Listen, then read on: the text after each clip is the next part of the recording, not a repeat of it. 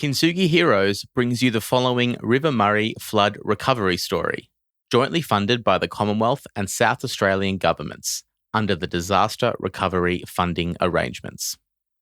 To find out more about this podcast, head to kintsugiheroes.com.au. The 2022 River Murray floods in South Australia were caused by record water inflows from the Murray-Darling Basin due to heavy upstream rainfall.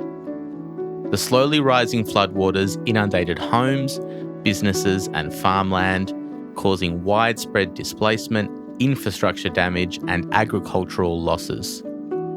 The disaster significantly impacted local economies, communities and led to the region's long-term recovery.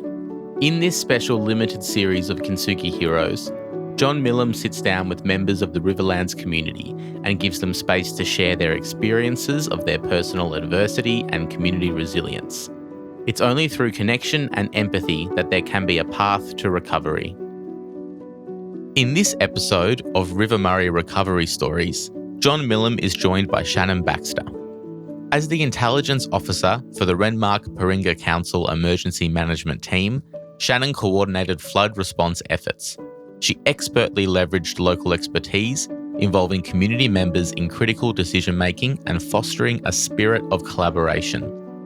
Her team engaged in vigilant levee monitoring, using advanced tools to ensure safety and swift action.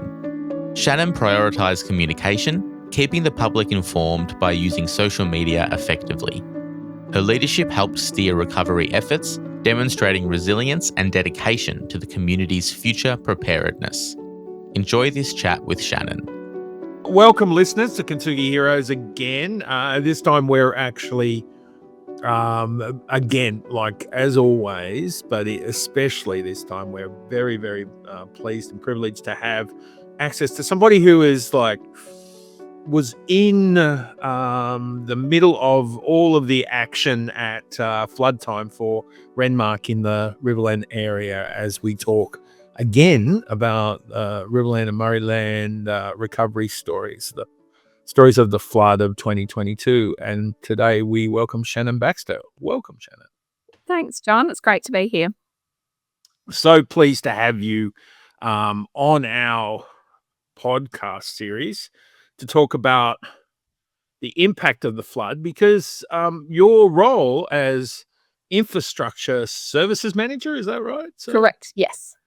For Renmark Council was pivotal in the whole remediation, preparation and management of the flood, right? So, you were up to your armpits in muddy water and mud and levee banks and all of the rest of it. Yes. Right. Which is amazing. So, but how on earth did when you were a young person, did you grow up around here or? I grew up mostly in Adelaide in most of my youth, but came to the region in my late teens. Oh, wow. So you've been here, a couple of years at least. Yes. Yeah. Beautiful. Yep, in the region for probably about 15 years. I was giving you a chance to cut that down. Too honest, Johns. Too honest. So was the young, energetic teen Shannon saying, I'm destined, I've come to Renmark and the Riverland, I'm destined for a career in infrastructure services? No, so it's definitely not what my career path started out like. So I started my career, finished high school and thought, probably happy to be in, general business. So headed off to university and started a business degree. Wasn't sure what my, discipline would be. It was definitely not finance at the time. And I knew that was not the space to head into, and ended up finishing my degree specializing in human resource management. So I definitely am a people person, love hearing from people, understanding people. So I think that's where the career kicked off. So finished uni and came back to the region, working in a recruitment company, then just decided for a bit of a change and actually stepped into council as an executive assistant to the director of infrastructure nearly 10 years ago. So, yeah, it's sort of, again, stepping into that people management, people organisation, highly organised person, attention to detail. So an executive assistant role was definitely the flair for that. So that's where my local government career kicked off, really, and was exposed to essentially one whole half of the business and dabbled and understood the other half. So that's where it kicked off, and supported our infrastructure managers a lot at the time and understood more and learnt from them lots. And one of those managers is now our director, so had a long-standing working relationship with him, and just, yeah, definitely learnt and dabbled in the infrastructure side of things and found a real passion for it. Wow. Is it a case of like in a country council, you do, a lot of times you do what you need to do to get stuff done, so you pick up experience and capacity along the way? Yeah, I think as well, definitely you have people in a regional council, they're your community that are working within the council. So you get that, not only that professional exposure and learnings, but also then you get that flair of how that infiltrates into our community. So whilst someone might not be an infrastructure expert as such, one of the gentlemen that we utilise a lot throughout our flood recovery, Ivan Smith, he could just provide a wealth of knowledge. And that's a really classic example of someone in our community who has so much knowledge, whilst that's not their profession anymore, can provide those insights. So I think that's what you get a lot in a regional council, is that direct and indirect exposure. Mm. And that sounds like a great use of community assets as opposed to just Absolutely. Yeah. Yep. People are definitely our biggest asset, and that's what saw a lot of the success for us during the 2022 River Murray flood. Throughout, our preparation for the flood, our response to the flood, and then also our recovery is the people. We couldn't have done it without the people at every layer, at every spot. That was our true success. So it's interesting. Infrastructure services. So you were on a normal sort of non-flood footing. You're dealing with council constructions. There was probably bridges and roads and ovals and barbecues and things like that. Was it the everyday, and then suddenly you launched into this major infrastructure project, many millions of dollars, like tight timeframes, tight budgets, serious consequences? Absolutely. So I vividly remember I was in a project officer role at the time. We have our standard emergency management responses, which up until now has been very bushfire focused for South Australia. That's definitely, our true traditional emergency management. So I vividly remember in probably mid to late September of 2022, the director at the time and the manager of infrastructure at the time coming to me and saying, can we just have a bit of your help just for some documents set up and getting things going, and then essentially you can go back to your normal work. So yeah, no worries. And so started my, spiel, like, I think we can do this and we can set this up and we can do this to help track what we need to do. And I looked up and I went, I've just given myself a job, haven't I? And I said, yep, go do that, please. And then so that really just was the kickoff, that then I was labelled the intelligence officer for our emergency incident management team.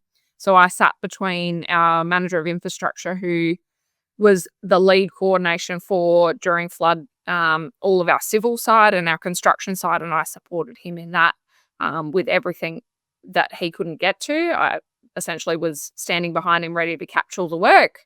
And then directly alongside our chief executive officer, who was our council commander for that event, essentially making sure that he knew what he needed before he needed it, essentially.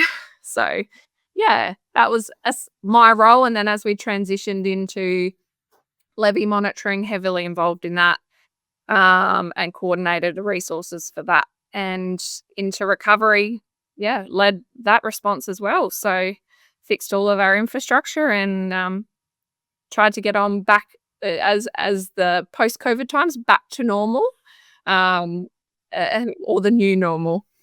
Well, of course, nothing's a major event like that, a huge community changing event, uh, you know, has altered a lot of stuff, right?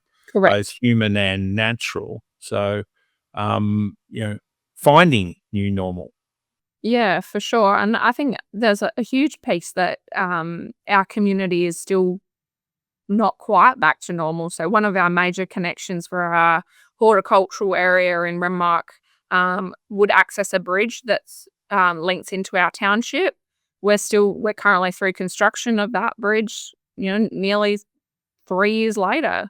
But that's an example of such a complex asset that for us to build it right for the future, it takes time. So I'm definitely very appreciative of our community and how patient they've been and understanding they've been with that. So we're very close to finishing that off. And that's really the last of our flood recovery response for 2022 event. Wow. Wow. So it sounds like you were on war footing. Is that what it felt like? A little bit. I mean, I think at the time, it's not when you're in it, for me, I was just focused on, okay, what do we need to do? How can we get our information to our community? How can I support these two leaders that were, arguably on the front line? And for me, yeah, that was what I felt my role was. And it wasn't probably into recovery and then post recovery for the majority of our infrastructure that you really sit back and you go, whoa, that was massive. Or having conversations like this that then you have other people go, that's incredible, or what, that's a mammoth response. And you go, oh yeah, I suppose it probably was. But we just looked at it as we've got to get the job done. We've got to protect our community. And we're very unique in that for Renmark, we had a town of 10,000 that we had to protect. So yeah, we just responded as we needed to and did what we could.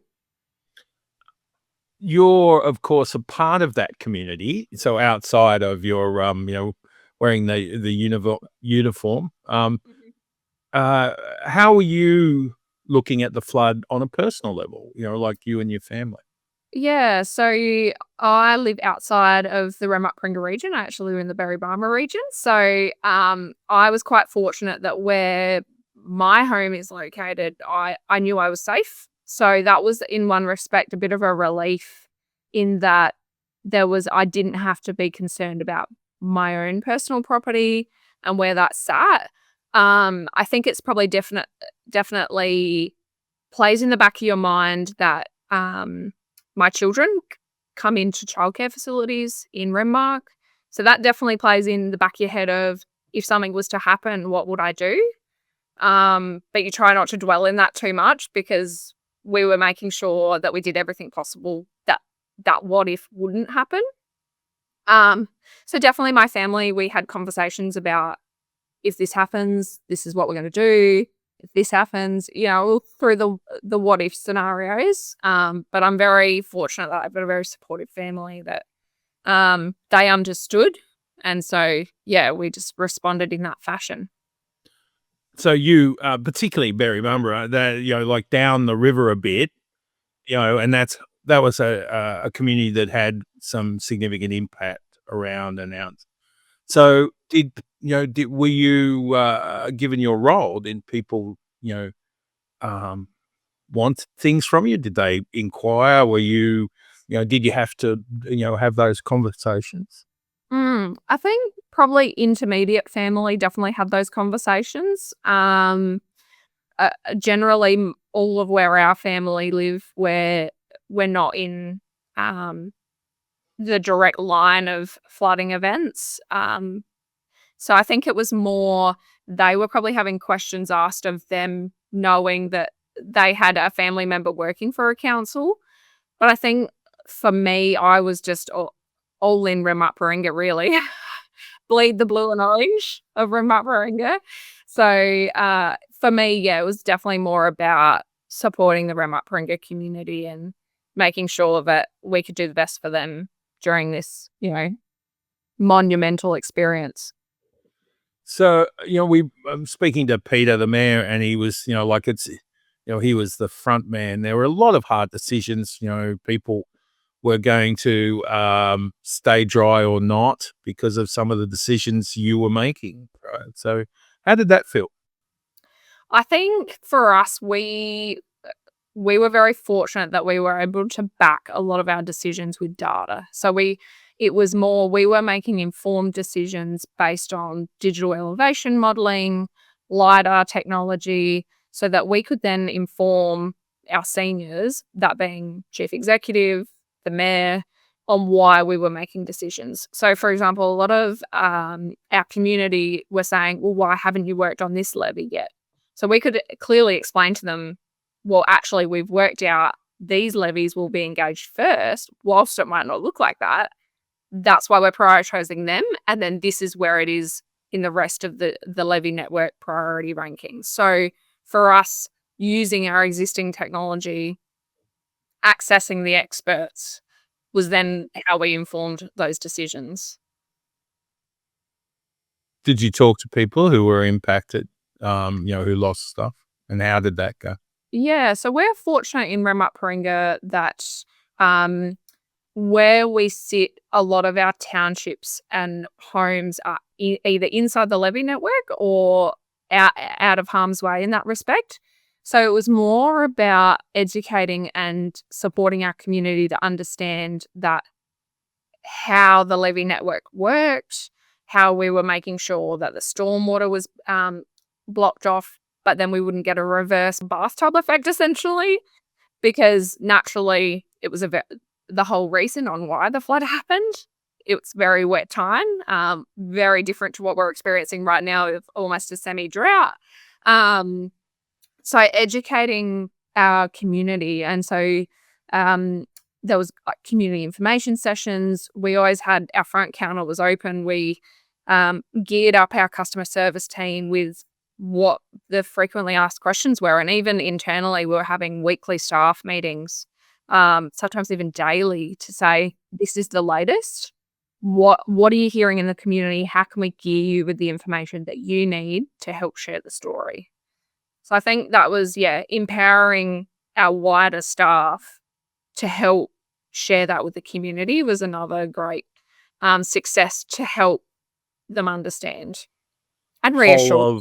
Whole of organization communication strategy. Absolutely. Yeah. Absolutely. Beautiful. Are you a river user? Is the river, a part of your life? Yeah, for sure. Definitely a river user. So it's part of everyday life, really. Yeah. What's your relationship there? Like you came back from uni, right, to the place, and like that seems to happen a lot. A lot of people don't they seem to come back to the Riverland, right? Mm-hmm. Yeah. So for me, it was I had a partner to come back to, but also I couldn't picture living anywhere else at that stage of my life. I have family here as well, but for me, now that I have a young family, it's a good place to raise a young family. You do have that connection with the natural environment, which is so important. So, whilst there was this natural disaster happening, you could also see the beauty in it as well, like seeing post-flood, all water's going down. You could see the environment thriving, which is just incredible to see. So whilst you were dealing with this emergency response, in the back of your head, you're also going, the environment's really going to love this really good drink. So having that understanding, I think, is also part of our response as well, in understanding the environmental benefits for it. Do you feel personally like a custodian? Like do you feel like you need to look after the river? Oh, absolutely. Absolutely. The river in River Murray communities is a livelihood. Like without it and without looking after it, you have no future. So it's so important for us, especially as local government. We need to play our part, but we also need to play our part with state government, federal government, and other local entities to make sure we're all doing the piece to advocate for the natural environment and do our piece to look after it. And that goes right down to a personal level as well. Making sure you do your part, and simple things like teaching your children not to litter the natural environment and only leave their footsteps behind when we go out on the boat and we stop up on a bank. That generation needs to understand the importance of our river community. Yeah. So it's beautiful down there and along that section. What's your favorite bit of the river? My favorite part of the river is a nice little sandbar that you're well and truly immersed. There's not another soul in sight. But yeah, just being able to pull up on a boat and have either a little barbecue or a picnic with our family, and just sitting under nice big gum trees that you can just hear, the kookaburras in the background or the whistling kites over the rivers, looking for their daily feed. Just that type is just, that's incredible. Sounds great. You're too young to remember the big floods of the past. So how did you get a sense of law, right? Like, it must have been pretty, freaky to say, oh, well, we're expecting high water, and have, some of the older folk tell you, well, this is, looking pretty significant. How did you connect to the law of the river and work out what was happening? I know you had plenty of data. Yep. So for us, we listened. So for those that were around in, this 1974 high water, then, 1956 high flood, which was just a whole nother ball game to what we've just experienced. But whilst we didn't have a lot of time, but showing respect to those people that had a story to tell and had insights. And it was quite interesting that the people that were around for particularly the 1956 event, when they could see what we were doing with road trains going through the centre of town, they could visibly see our response. They were the least worried. Right. So that was the interesting piece. Understanding from them and hearing from them saying, you guys have got this. We can see that you're doing everything possible and we appreciate everything that you're doing. That was good reassurance for us to know, okay, cool, we're on the right track. We think we're on the right track and the data is saying that we're on the right track, but to have that real human element of, when we were doing it, we were coming down with massive Ferguson tractors and logs and whatever we could get. Shovels. To have such a systemized response and planned response whilst it was very on the go, to having that advice come back to us was very reassuring. What did it look like? So the water comes up very slowly, right? Correct. So, and from September, you're intensely interested in it. So, did you watch it every day? Were you every day?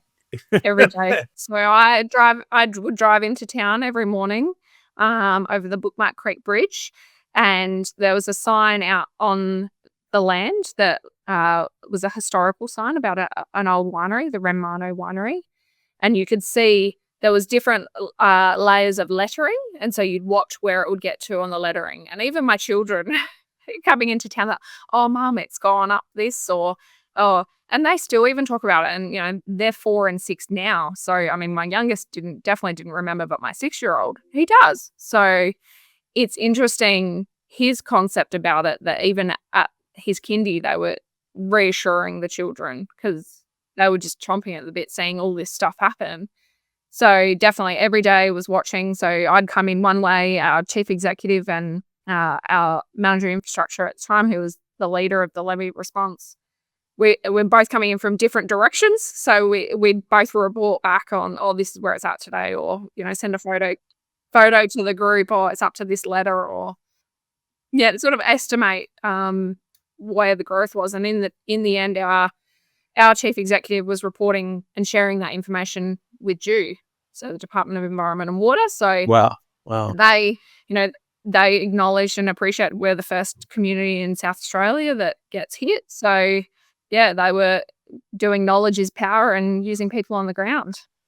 Wow. And so you've got a plan. It would have been fairly dynamic and stuff. Absolutely. So what did you like? What was the thing you really sort of focused on and are pleased you did? Think for me, the piece that I really focused on was making sure everything that was in my realm was easily accessible and would support our executive to know what they needed. And sharing the story and just keeping people in the loop was something that I really, particularly our internal team of our staff, they're our community as well. So we really leveraged on them. I really put the effort into keeping and maintaining their relationships with them. Because it was very much our incident management team would meet every morning. And so there was this theory, like the blinds were down and there was this theory that everything's happening behind closed doors and we don't know anything. And so having that feedback from staff, it's like, okay, we need to redirect here and listen to them and advocate for what they're needing, because that if they're asking the questions, our community are asking the questions. So I think that was a big important piece for me, and just learning everything I could throughout the event, just to put it in the memory bank that, we hope there's not another event like this in our careers, but it's probably highly likely. So for us, for me, it was definitely what can I learn from this and how can I help? Yeah. Do you think, like, it's interesting, the power, people expect high levels of communication now, right? Is social media an important part of surviving a flood these days? Absolutely. Because a lot of our community, our CEO went on the radio on ABC Riverland. They were incredible support during that time. He'd go on there twice a week. That was great for one generation of our community, but for a lot of our community who definitely weren't around for the 56 flood and possibly not around for the 70s either. So for them, they could go to our platforms and either being on our website that had an interactive mapping tool to tell them what roads were closed, which we'd update that daily, what other community assets were not available anymore, and just teaching them to understand how our stormwater network works. And those types of things that was where the power was. The power was in the communication. And we quite often had a lot of people outside of the region that had family here go into our social media. We saw our social media numbers skyrocket during that time, and which is very unheard of, especially now post-event. All of the commentary was positive. Thanks, guys. You're doing a great work. Thanks for the information. Thanks for the update. So, which is in council world very unheard of. So we knew we were on the right track by providing that information the best we could. Have you been spoiled now? The council expect positive, feedback all the time now? Oh, I think we're realists. We expect our community to hold us accountable. We're the closest form of government to our community, and they're well within their right to, within reason, of course, to ask questions. What's happening with this? Why has this happened? That's what you expect. So I think, we were definitely spoilt during that time, and we almost saw an instant switch probably about 3 months later of when waters have receded, it changed to, okay, when's my road opening? You're not getting there quick enough. But again, by sharing the best we could on what our approach was to recovery, we prioritized roads and infrastructure that supported people getting back to either their homes or their property. And then from there, it was a scaled approach on roads and stormwater assets that needed to be fixed for the greater community. as a infrastructure manager, or did you it's very challenging and potentially traumatic to have such a natural disaster going on. But were you also just going like, this is cool? Yeah. So I don't think I'd ever see ever again. We within our township we have a materials depot. We don't normally run our daily operations out of there. There's not an office. There's not it literally stores materials and the occasional piece of plant during the week. To have at one stage over 200 heavy vehicle movements in there, including heavy plant, it's incredible. It looked like an orchestra happening, and in the middle, you've got these key people that providing directions, and everyone's working together. You would never get that in a normal environment because we're all against, so to speak, a common enemy.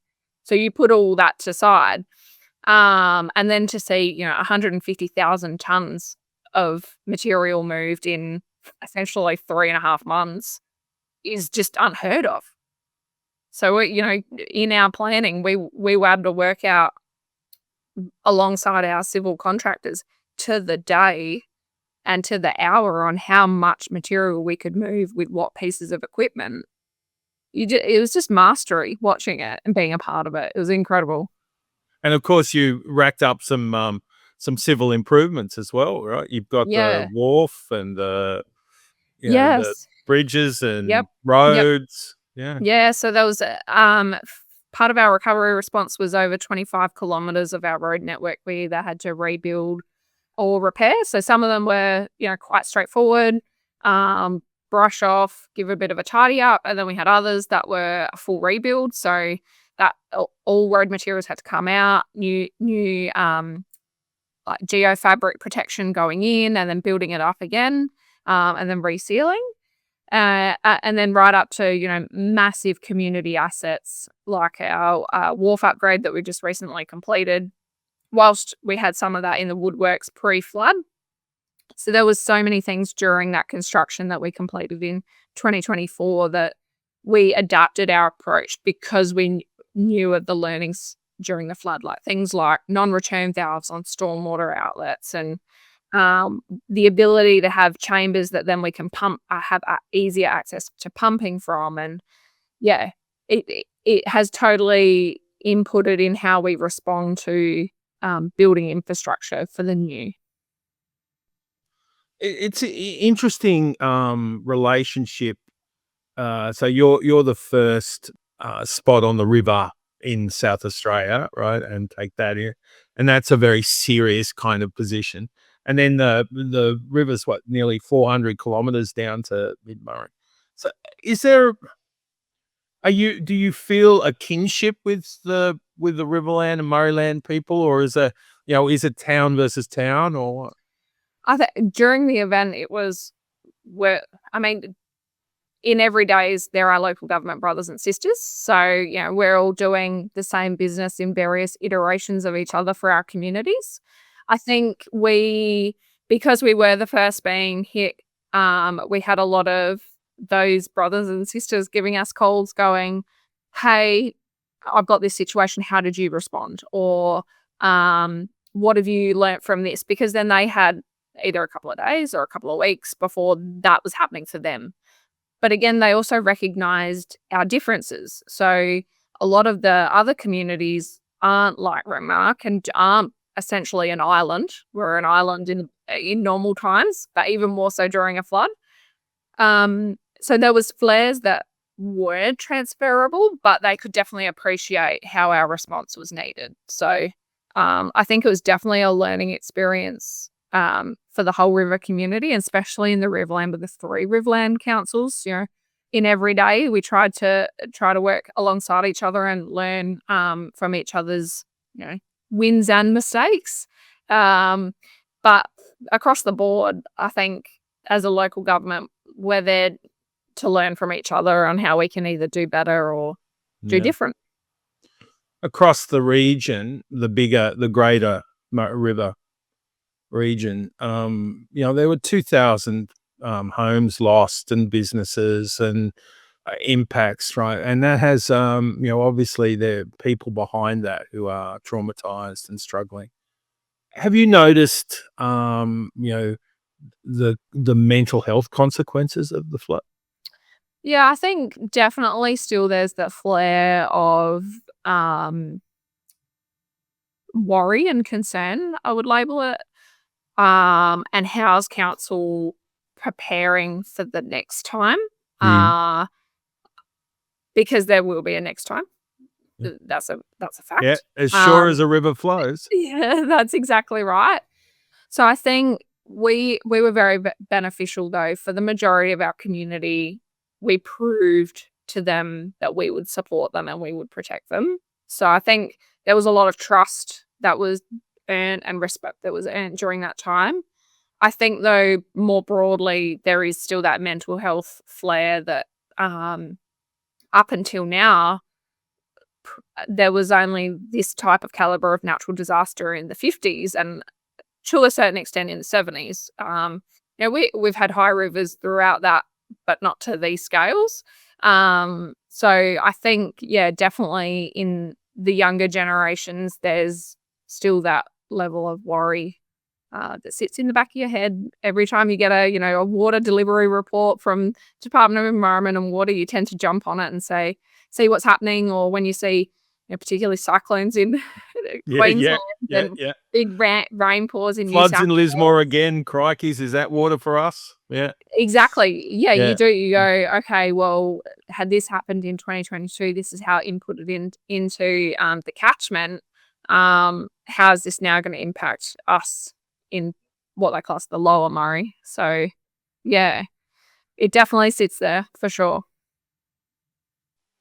With the environment and the people, what do you need to do to prepare for, it is inevitable that there'll be high water, maybe, more, maybe less.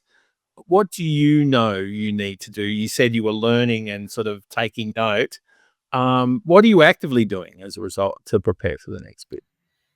Yeah, so I think for us, we, especially our incident management team, we can fully appreciate that we might not be in the seats that we're in next time. We might not be in the organisation next time. So how can we set up the people that are going to follow behind us in all the things that we learned from that event, writing it down, making sure we've got all the plans in place that when the next one comes, we pull them out again and we go, oh, yep, okay, these are the steps A, B, C, D, E that we need to take. Or, things like, we learned that these stormwater assets are actually going to get impacted first. So we need to act a lot quicker than what we probably did last time. So we can get in, blocking mechanisms a lot easier instead of driving sheet piles through pipes. It's not ideal. So I think that's probably what we're doing in the everyday. It sort of sits in the back of our mind in making sure our emergency management responses are still there. South Australia is very active in emergency management responding at a broader level in local government. So each region has a zone emergency management committee. So that's definitely inputs just as much as bushfire preparedness now. It's also like long-term flood preparedness. So I think that's probably, they're the everyday for us, as well as all the things that council delivers. Are you now interested in like emergency management? Is that like, or has it put you off forever? Right. I don't think it's definitely not put me off. I think definitely probably next time going into it, there would be different concerns I would have, instead of the unknown of last time and just getting in and getting the job done to best we could. Next time it will be, I need to make sure I consider this. And I think my role would probably be different next time. And it maybe not so much the intelligence side of things, but actually coordinating boots on ground. So that would be a whole lot of a lot of pressures. But I think the main important thing is we know who I would know who to pick up the phone to if I needed help. And I think that's the big thing, is that we were never afraid to ask for help or advice or guidance. But there was a certain thing that we just had to make a decision, and we acted in essence more like a business approach. When we've got, legislation powers that override all our normal processes that we have to go through within reason, it allows that lot more dynamic and agile response. Mm. I was getting the impression from a number of conversations that one of the things, one of the models to look to might be, in your case, you've got, young kids, primary and school and kindergarten. That class mum and that class phone tree, right? Like getting everyone on the phone and saying, let's work together. What do you need going forward? There's obviously, sort of, community priorities and so on, but, living in this area is a tough job, right? What as a community do you need? I think as a community, probably state and federal government support, really. There's only so much local government can do without putting huge burdens on our ratepayers.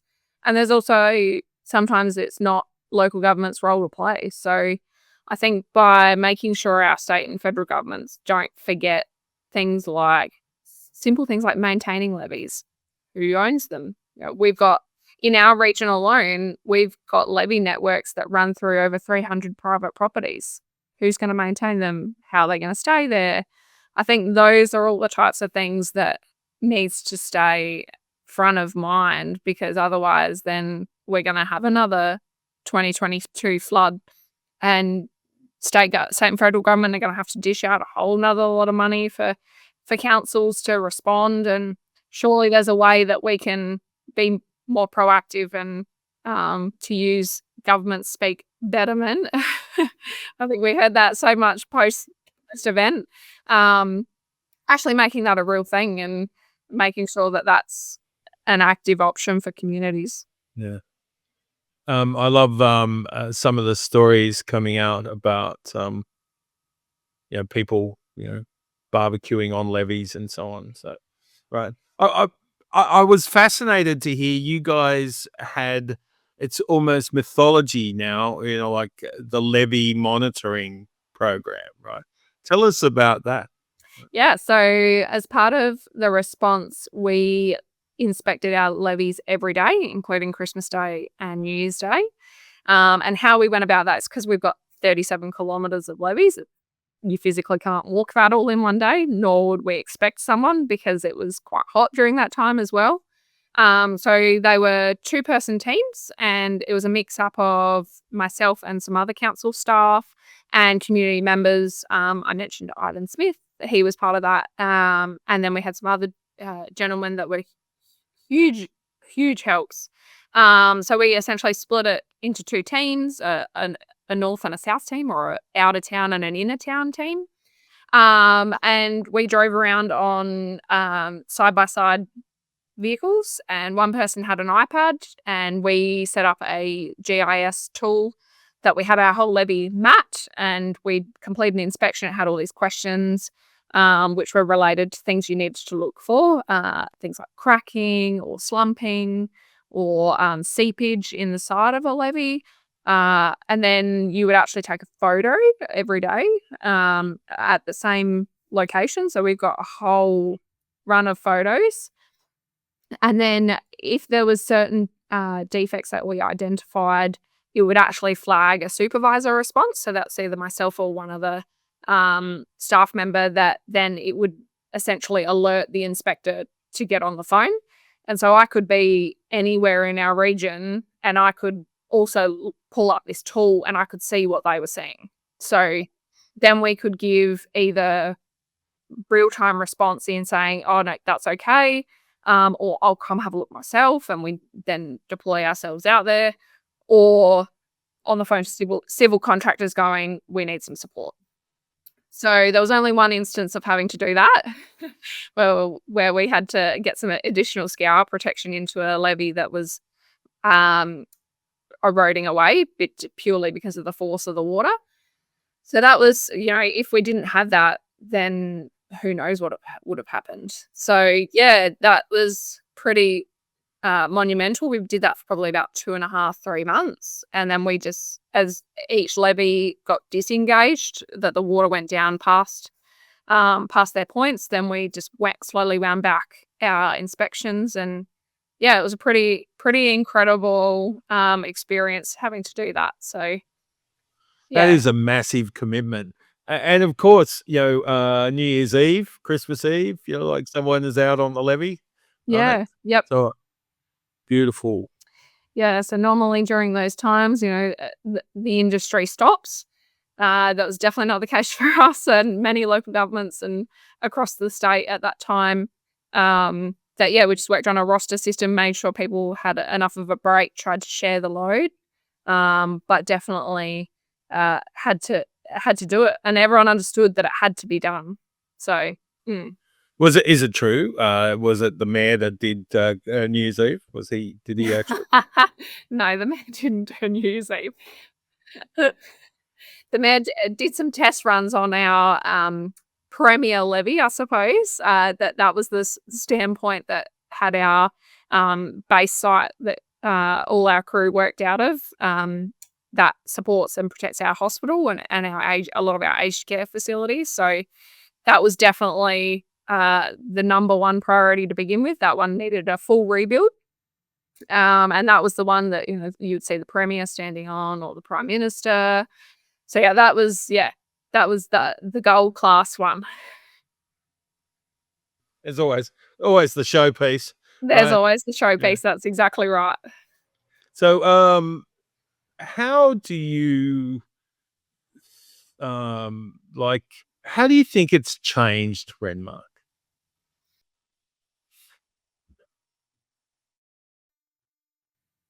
I think there's pieces that probably haven't changed. I think there's an element that people are probably grateful for the environment that we live in and the natural environment that is provided around our townships.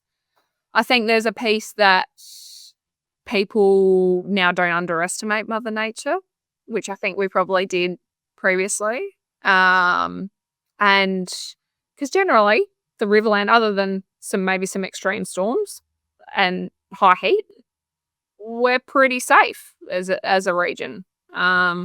You have other communities within our state that bushfire is a constant threat.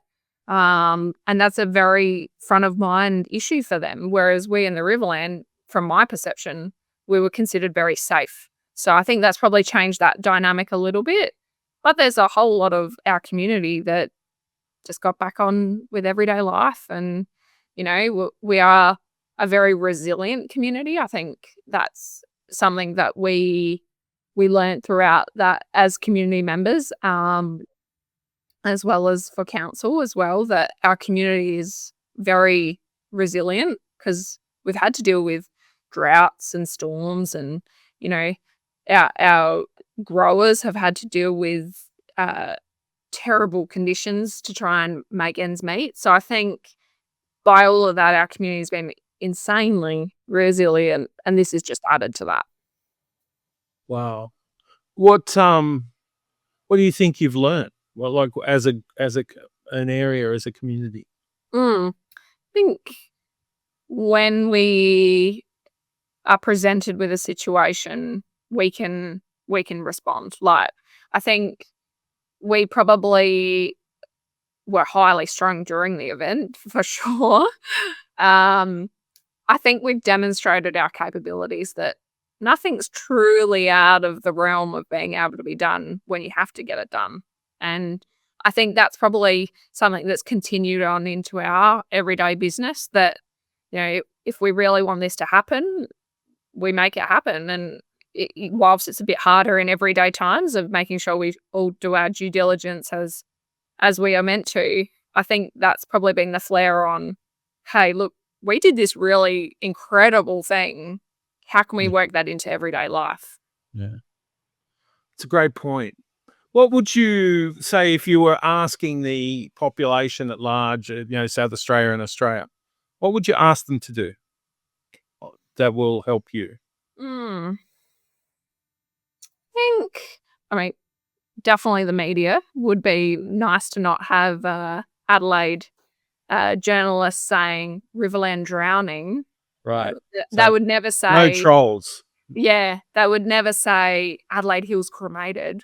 So kind of a bit of kindness, but also understand that they have got a job to do as well. But I think at large, the greater population appreciating the natural environment and what it provides for us as humankind is probably really important. Paying respect to that. It's been here for a long time, and we hope that it's here for a long time post us as well. So I think there's probably that flair, and appreciate your local council. They do a lot for you. They do a lot for not a lot. And there are some highly skilled and highly passionate people that work behind your local council doors. So be kind to them, but hold them accountable. Yeah, I think they're the couple of things that we would ask is. Do you want them to come and visit you? Should because I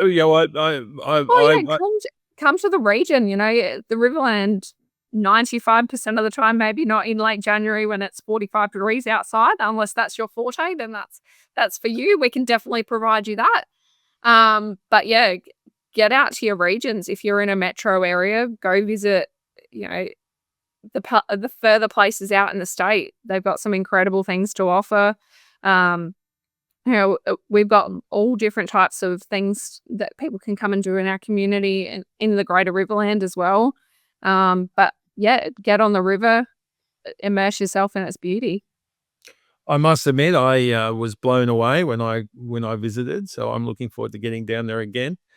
And I'm very, very grateful that you did such an amazing job during what was clearly an incredible moment of stress and challenge. And that you looked after your community so well. So well done, Shannon. Thank you. And thank you so much for sharing so much insight and wisdom with us today. My pleasure. My pleasure. It's been kind of therapeutic sharing the story that, definitely it's good to have some reflection on the event. And also share it with people that might not have been aware of what's happening. So absolutely. Hopefully we can capture a little bit of insight and encouragement for the next event. Exactly. So we go down in history. So well done, Shannon. Thank you very much, and I look forward to catching up soon. Cheers. Thanks so much, John. Appreciate it. Thank you for listening to this episode of Riverland Recovery Stories. If anything in this conversation has had a triggering effect, please seek support and reach out to someone who can help keep you safe. If you found this conversation interesting or helpful, please share it with your friends, family, and colleagues so we can help more people with their recovery from natural disasters. To find out more about Kintsugi Heroes and our other projects, head to kintsugiheroes.com.au. Thank you to our production team, Kintsugi Heroes volunteers, and most importantly, the Riverland community for sharing their lived experience.